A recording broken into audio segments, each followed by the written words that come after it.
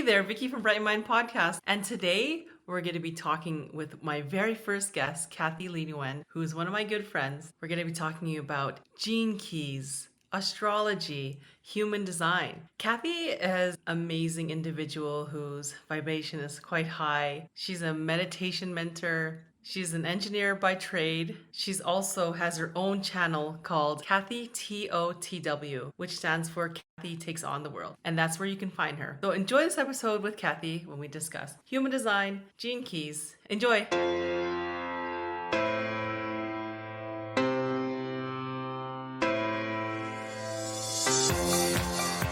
Welcome everyone to Brightened Mind Podcast with my dear friend here, Kathy. I've known Kathy for, wow, how many years has it been? It's over 10 years now. Yeah, I think April 2012 was when we went to Vegas together. So I think we met actually November 2011. So remember at the Secrets of the Millionaire Mind at the Calgary Convention Center way back when. Yes. Yeah. Yeah, I remember the energy. I remember you were on stage. It was awesome. Great energy. Still friends. She's in Vancouver by the ocean. So cool. Thank you. Kathy is just, I know you were an engineer by trade, but now you're like really cool into like meditation mentor, mindset, and now you're like into astrology and the gene keys and human design. So that's what we're going to be discussing today. Yeah, I think honestly, like these are all tools, right? And that just helps us develop a better understanding of ourselves. So I'm really excited to like dig deep and understand like how it affects us, and just check in with you to see if what your chart says is accurate with you. So yeah, Cool. That's what I'm excited to talk about today. I have an offer that I'll talk to you about at the end for your listeners if they're interested in a reading as well. So we can talk about that after. Awesome. Thanks so much, Kathy. And then a quick intro on Gene Keys. It's actually a book called Gene Keys, and it's connected to the I Ching system, the Chinese book of changes that they've used thousands of years ago, different symbols that help balance their body and mind. And we're going to go into that based on how it's connected. It's so cool how it's connected to astrology, how it's connected to our DNA. Oh, it's intriguing to me. I read more about that yesterday, and it's just like fascinating how it's all interconnected. Yeah, it's like people were all interconnected. There's many layers to it, so I'll just be going over the high level stuff today, and then give you some key ideas to work with and test it out for yourself in your life to see if if it brings you more opportunity, right? Awesome. Cool. I'm excited. Awesome. So I guess as a basis, like human design it's been around for about 35 years, and it's a system that incorporates like the I Ching, like Book of Changes you mentioned, astrology, the Kabbalah, and like the chakra system within ourselves. And within these systems, we have an energetic makeup.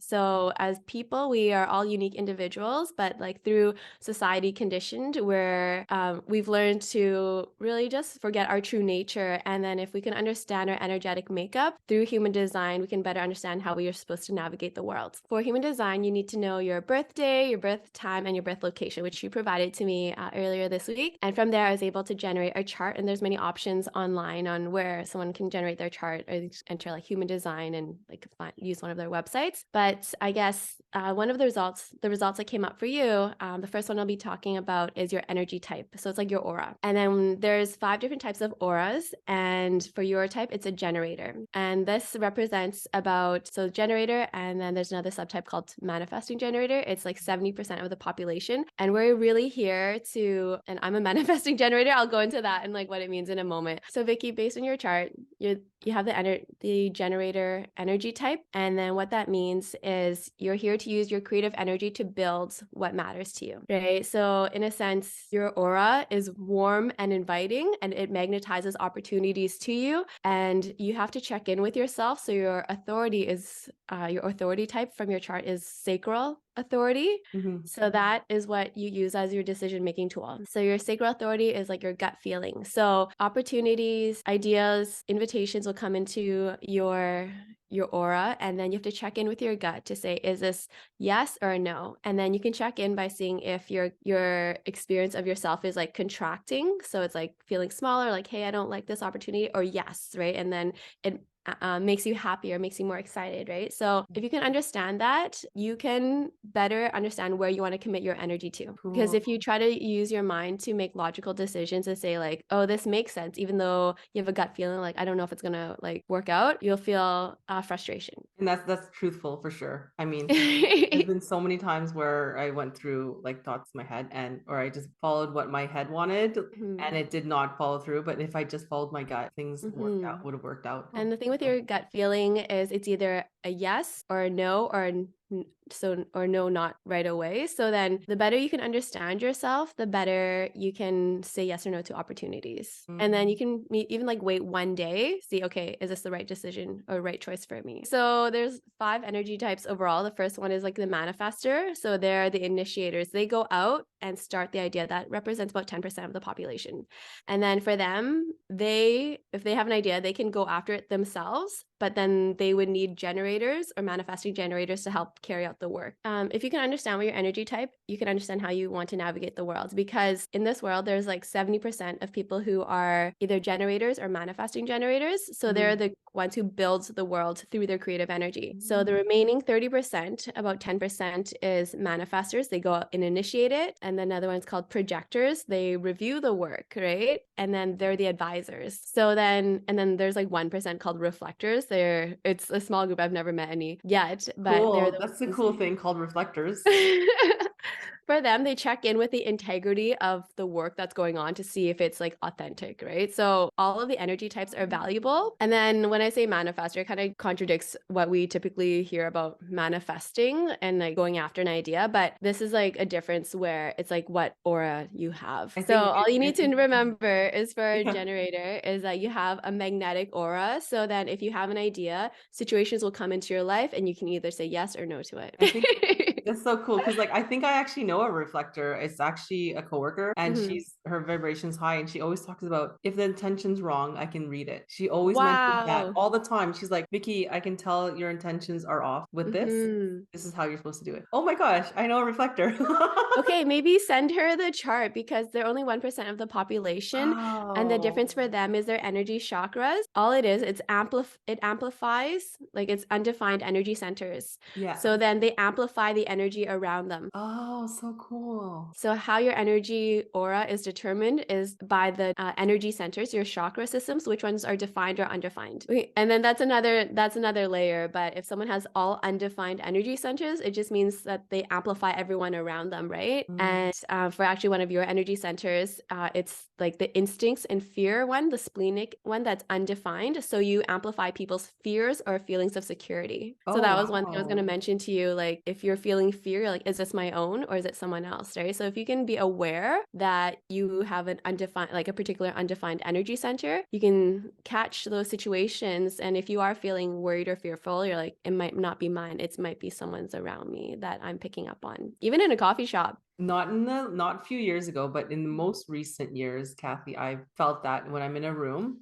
and there's a Mhm. lot of like negativity or gossip or things, or even fear, I pick it up and say, and I walk out of the room and say, oh, I don't know if that's mine. Like, did I absorb it? Because it doesn't feel like mine. Oh, Mhm. that's so crazy. Yeah. Yeah, yeah. So one of my key takeaways for you, which I'll write later on, it's gonna be one Yeah. of that. Yeah. Wow, yeah. And sometimes I don't know how to handle it. Sometimes I have to just leave, even if it's like a certain event, like our family, even I just have to walk out and just like leave the house because I can't handle it. Prior to I was able to, but I was just always holding it, bottling it in. But now, okay, that makes more sense. And I guess the other one I wanted to mention is your solar plexus center. So around your emotional nervous system, it's also open. So you amplify other people's emotions too. And then this is where if you're avoiding confrontation, that could be a sign that you're amplifying like emotions that are not yours. Yeah. It makes a lot of sense because it's really resonating with me.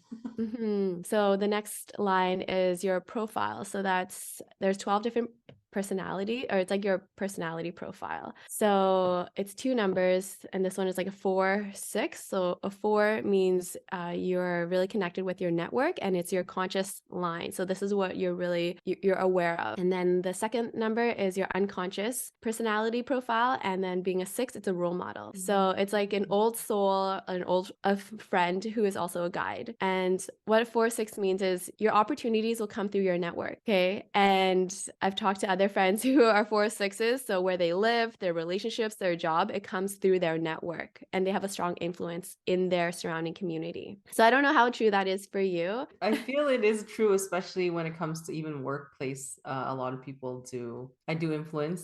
I'm able to get. It was toxic and the environment I was in at times, but I was able to get our whole team to now meditate. Yeah, Mm. it started with by myself and I did it for a Mhm. whole month, did it with a Mhm. coworker outside the team. And then they started meditating with me and now they miss it when they don't meditate. So it really, I guess it was really influential. Mhm. And they're following through on what I'm doing. So yeah, it's true. Yeah, I find it is quite true in a good way.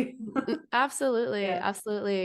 For me, on the other hand, my profile is a 3/5. So 3 learns through trial and error, and 5 is like a teacher, right? So then I recognize that a lot of my opportunities come through random experiences in a sense. So if I look for a place, it's Oh, going to be through job postings or online boards or just coming across a situation. I've put expectations on my network that has not worked out.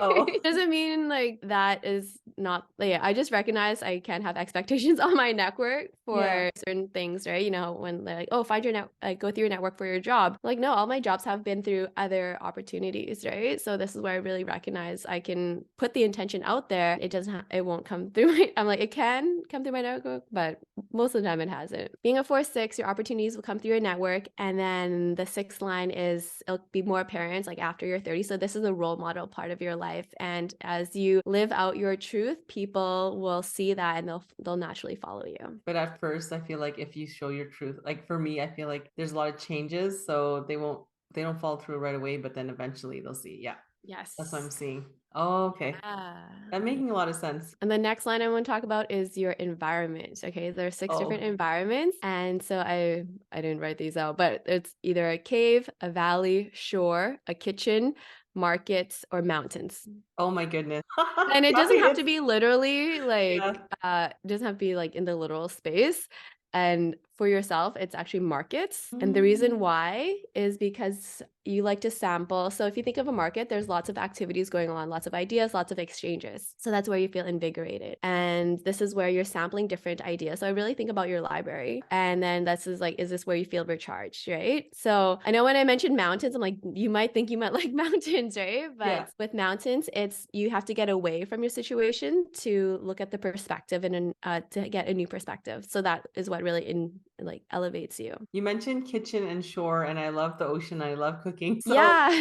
so cool how you're mentioning all these places and Okay. caves. Caves is so true. Melissa says when I like need my own time, I like hide Mhm. away in a cave, which is really like my library. So Mhm. interesting. For your chart, it says it's markets. So this is just a sampling of ideas. And for people who have caves as their environment, it's a safety and security and being some with familiar. Mm. Right? With shores, it's where there's transformation. So from like the shoreline to the ocean, there's a change. And in valleys, it's where multiple ideas come together. If someone is aware of the type of environment they thrive in, they can put themselves in these spaces to feel like inspiration and a level of like wellness, right? It's kind of like a plant. You know, some are made for the desert, some are made for the forest, Mm. right? And if you can understand what environment you thrive in, that's where you can better understand how you can apply that to your life so you can personally thrive. I was reading that in the report you sent me, or the yeah, the comments on it, and Mhm. yeah, it's very interesting. Like at first, it can be like if anyone is new trying this new gene key kind of thing, it could be confusing. But like the more you like look into it and read it, you can tell based on your keys, it like Mhm. resonates with you. It'll resonate with you. And yeah, just talk about gene keys. And the next item on your list is your incarnation cross. So this is an overall theme or purpose of your life. Okay. And with your incarnation cross, it's actually the four numbers from your gene keys. So you mentioned to Mm. me like your number like 50 or Mhm. 50, right? And then that one is about bringing people together. And according to human design, the four numbers coming together for your cross, it's called the incarnation cross, right angle cross of laws. Right. So with that, the lawmaker of a tribe. Oh, wow. The lawmaker of a tribe? Yes. So cool. Setting out the standards and the ways that people should live. I feel like that's how I am sometimes. And like sometimes it might not be in a good way, but I do see, I'm like, this is how people should be living if they want to be more peaceful. But yeah, I catch myself with that at times. And And with that, it's one of the challenges is to have input from others because they have to live with you, Mm. right? So that is where it comes in like, hey, this is the way, but you also have to be open and receptive to feedback from others. That's true. It's good to be, yeah, that's a good Mm. self-awareness moment there. And just Mm. to make sure, yeah, I'm mindful because everyone has their own different things they grow up with, like different beliefs. So, yeah, that's Mhm. true. Your energy type is generator. Mhm. So you have a magnetic aura, and your purpose in life is to be present and responding to at least to only one thing at a time. And then you ask yourself, is this a yes or a no? Your strategy is your gut feeling, Yeah. your sacral authority. So they always say like, if you follow your strategy is like to respond like yes or no to these situations. And you listen to your gut feeling if it's like a yes or a no. And then can tune in to see if it's a yes, you feel like your body's expanding, or if it's a no, it's like, oh, like I don't feel like doing this, but your mind is thinking like maybe like it sounds like a good idea, or I haven't seen them in a long time, I should go see them, right? Is that kind of like kinesiology with like muscle testing? Because I notice I'm doing that often, and if something feels really Mm. wrong, even though my head's saying it's good, when I do my muscle test, it's like completely opposite. Mm, So I try it to could be follow. related. One thing I didn't talk about is the definition. I missed that in my notes. So definition, it just relates to the energy centers that are defined. And for you to be a split definition, it just means that when you want to make decisions, you feel whole when you're with someone else. Because if you think of two people, some of them have defined energy centers, other people have undefined energy centers. If they can be together, their energy centers amplify each other. So then for your type, based on like human design, you tell me if this is connecting with you or not, is that if you're with someone, it just allows like greater flow of information or idea generation for you. Yes, completely, especially with my wife. That makes a lot of sense. So either in partnership, in work, in regular communities, right? Oh yeah, even in work, yeah, there's always like a tag team there. Mm. Yeah. Yeah, the other types are single definition. So that's about 40% of the population. Single, like they're on their own. And then if you they like I'm a single definition, so they make choices on their own a lot sooner, right? Split definition likes to be in partnership to have that yin and yang balance, to have the idea generation or the energy centers balanced. And then the triple definition, they need to be around people all the time, like multiple Wow. people all the time, right? And there's everyone has their benefits, right? So this is an understanding of why some people feel whole just on their own, in partnership, or in multiple groups of people, or in multiple people, or with multiple people, right? So you just understand that if you can listen to yourself and where you feel best, you can honor those situations and allow yourself to be with people or without people when you're trying to make choices. No, this is really good. I mean, like a lot of Mhm. it is does resonate. I just find it so interesting how you can change your DNA patterns by understanding this. What do you mean by changing your DNA pattern? Because I read it in the Gene Keys that you can actually, the more you focus on like the shadow work, like because I Mhm. have the shadow, it's interesting. The book has different levels of emotions, and shadow one was corruption. Ah, And okay, okay. it's actually like they said in the book, it's not like not societal corruption, it's more like a virus that's Mhm. in my mind, a negative energy that's been passed down generation after generation, and I have to clear it in a lifetime or it stays. Mm.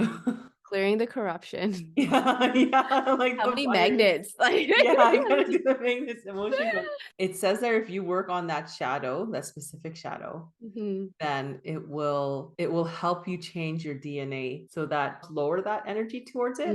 And you're Mm. you're more working on your more higher energy level, which was mine is harmony and equilibrium. Yeah, no, I noticed that as well, like the shadow aspect of our purpose or of the gene keys, right? The next aspect, incarnation cross, is you're the right angle cross of laws, right? So you're a lawmaker, but also it's important to have input from others. And this is where the four numbers that make it up, there's 192 incarnation crosses, right? So 192 like purposes or themes. And then for yours, the four numbers are the four numbers from the gene keys that come together to make Mm. that theme for you. And if you're navigating life in a way that is according to your authentic self, you'll experience satisfaction, right? So this is when situations come into your life and you're like, yes, like it really lights lights you up, you want to commit your energy to build this and to use it, that you'll have feelings of satisfaction. So your aura will continue to magnetize satisfactory opportunities into your life, right? But if you make a choice without listening to your gut feeling, or it's logical, or just caught up with something, that's where you experience frustration. I gotta start following my gut feeling more. Yeah. I get so frustrated. I'm just like, why did it turn out the way it was? And then my stomach, I can feel it, my gut, I can feel, hey, we told you to do opposite. Outer vision, and then there's cognition type. So it's like your special skill.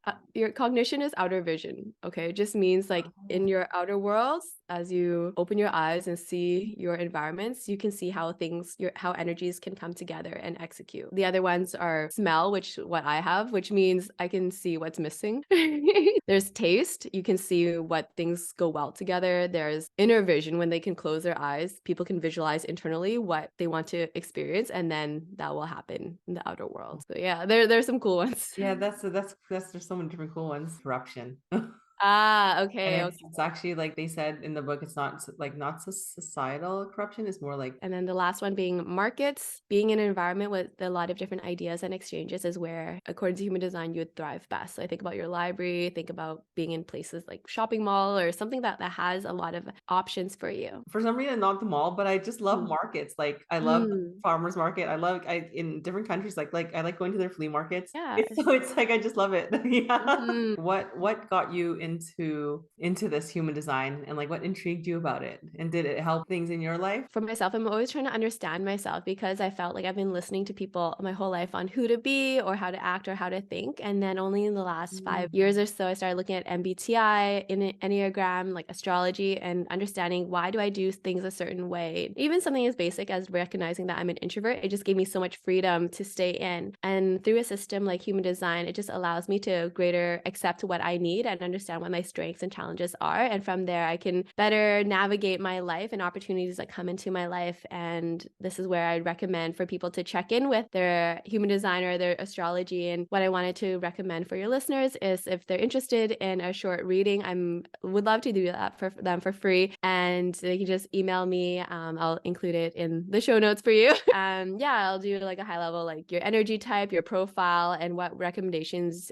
you would have according to your energy type to better make choices that would light you up and like give you a more joyful life, right? And like a more at ease. Anything, I love how you said that, Kathy. Anything to make life easier for you. I mean, like more at calm and more at ease. Grew up with all these different beliefs, with parents telling us certain things, friends, family, and you think it's true until you start to wake up and be like, wait a second, this is wrong. I'm gonna follow what I want, my gut feeling, and what's right for me. Yes, and if you can understand what makes you unique, you can use that as a torch for you to move through life. Yeah, I love that. It's great. And where can they find you? Like besides your email, like YouTube? Yeah, absolutely. So I guess I'm YouTube, being Kathy TOTW, which means Kathy takes on the world. Oh, And I nice.